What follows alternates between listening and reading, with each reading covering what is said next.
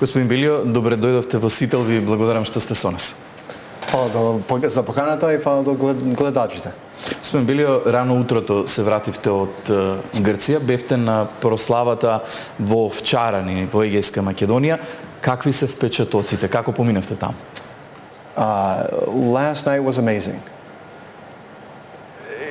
Despite all the things that have happened in Егејска Македонија over the last century, you still have Macedonians, maybe not Macedonians like we are here in the Republic of Macedonia, but they're still Macedonians nonetheless, with a Greek ethos.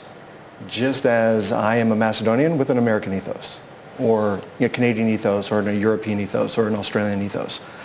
To listen to the songs, to listen to the dances, to see how excited everybody was to dance, to sing, and to do all those things was, I've been waiting for that moment for a long time, to be at an игранка in Егејска, and it was amazing. Верувам дека убаво сте поминале таму. Имавте ли можност да разговарате со македонците таму? Што велат тие? Какви се нивните права денеска во овој дел од Грција? A little bit. Not as much as I would have wanted. But, talking, and I'd asked somebody last evening, how after all this time, how have you still kept your Macedonian identity? And he said it was hard. We did see some people there that, are looking for maybe more help, whether through the UMD or through other organizations to be able to stay more connected to their Macedonian roots and heritage.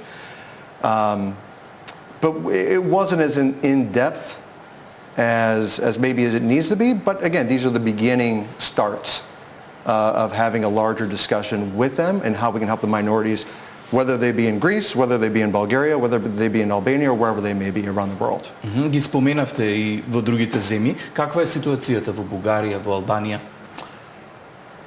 It's not good, right?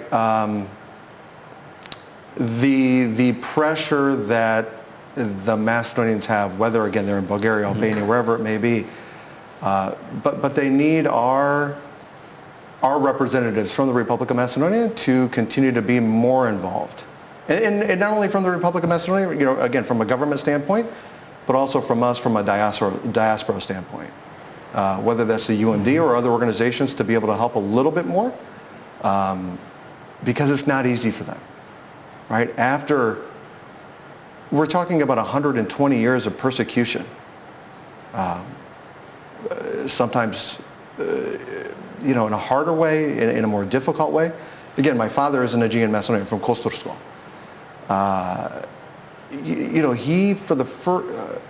He was not able to return to his village. The first time he returned was after 49 years because of the pressures, right?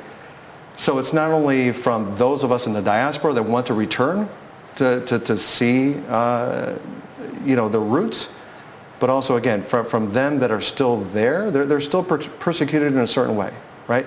When we entered into Greece yesterday at the border, they knew where we were going. They asked. We said we're going for coffee. We're not going to tell them we're going to the Igranka. There is still a pressure there, whether it's on us coming into the country, or whether it's for those that are still there. There's a pressure upon them not to be Macedonian, despite maybe it's gotten a little bit easier over the last maybe 10 or 15, 20 years, but there's still a pressure there. So. Again, there's more that needs to continue to be doing. That's why we had the forum on minority rights last year in Solun and the year before in Solun, and we'll continue to do those kind of things. Да, но еве успеваат и после толков притисок и после толку години да го зачуваат македонското и традицијата која што ја наследила. Морам да ве прашам во однос на односите со Бугарија. Вие како организација го осудивте бришењето на македонскиот јазик и македонскиот идентитет од извештајот на Европскиот парламент за Македонија. Меѓутоа, како гледате на она што се случува со Бугарија и притисокот кој што Бугарија го прави врз Македонија во европските институции? Again, it's a little bit easier for me to answer from the Greek perspective, right? Because my father is an Aegeans. But again, it's the same sort of pressure. And the question that I always raise in my own head is, why do we have these, why do we continue to sign these agreements, these friendship agreements and all these other things, and we fulfill our part, and yet the Bulgarians, the Greeks, all these other parties continue to do whatever they want to do. It's one of the, how do I feel about it? It angers me. Right, well, koi vex me that these kind of things are still happening in Europe, right? And where is the European Union? Where are these other organizations that say they're for human rights? And they see what's happening in Macedonia, and yet nobody does anything about it. It's very frustrating. And it's an unfortunate reality that we as Macedonians have faced not only in the last 100 years, but will continue to face unless some of these organizations really stand up for the values that they say that they stand up for. Ајде некако ова да го поврземе со диаспората. На гласањето за овој извештај во Европскиот парламент најгласна беше европретеничката Јовева, таа од Словенија, меѓутоа имам потекло од Македонија, исто како вас. На македонски јазик во Европскиот парламент им порача на соседите дека не ни треба дозвола од нив за да постоиме. Колку ни се важни ваквите луѓе во институциите во Европа, но и низ светот? No, they're incredibly important. We need more people to be, from the diaspora, to be in organizations like that, whether that's, again, in the European Parliament, whether that's in the U.S. Congress, whether it's wherever it may be, right around the world. We need more people to be involved in politics that want to... It's very challenging to make differences from the outside. We have to be inside, right? There's a thing that I often say, if we're not at the table, we're on the menu. And listen, I am not one for politics. I realize that, or for advocacy, that is not my priority necessarily, maybe not priority, but that is not my strength within the UMD or OMADA. My strength is more from a cultural standpoint, but I also understand that these kind of things are necessary for us to accomplish what we want to accomplish for Macedonians, well, again, whether they're in the diaspora, whether they're in the Republic, or whether they're in the minorities outside of the Republic of Macedonia. Но и вие како ОМА да правите нешто слично, да ги вклучите македонците по потекло, да бидат дел од институциите во САД? Correct. Посебно во Конгресот на Соединетите Американски држави. За што се работи? Каква програма е тоа? Again, since our inception, 20 years ago, and again, we started as it was a few Macedonians in Washington, D.C. We went to a coffee shop to get organized, right? Because we didn't feel that we had adequate representation in Washington, D.C., whether from the Republic standpoint or just in general. And again, Macedonians have been in the diaspora, specifically in America, for 120, 130, 140 years. And yet only in the last 15 years have we had a congressional caucus for Macedonians. Yet we've been in the diaspora. We've been in America for that long of a period of time. Again, we need friends at the highest levels. And that's what we at the UMD have been trying to do, right, is to build those relationships with congressmen, with senators, with other people. For instance, my congressman in Fort Wayne, or in my district in Indiana, he's now a senator from the state of Indiana. When he first became a congressman, I met him, again, at a Starbucks for coffee. He had no idea that there were 10,000 Macedonians in Fort Wayne. He is now a senator, right? And now he understands that there's 40,000 Macedonians in Indiana. Mm-hmm. Those are the things that we need to do. Again, they don't know. How would they know if we don't tell them that we're there? Right? We can bring them to the church. We can do this. We can do those things. But it's very important that we make sure that they're aware that we're here, and that our votes are as important as anybody else's vote. Колку сте гласни во споредба со диаспората која што доаѓа од Грција, од Бугарија, од Албанија? Се слушали гласот на македонците во САД? Па верувам дека се слуша. Again, can it be louder? Can we have a stronger voice? Absolutely. Right? Do we need to continue working harder and doing more? Absolutely. But again, pre-UMD, pre-OMADA, there wasn't a voice, or certainly not a collective voice. At least today there's a voice, maybe not as loud as it needs to be or as strong as it needs to be, but we're working to continue to improve that.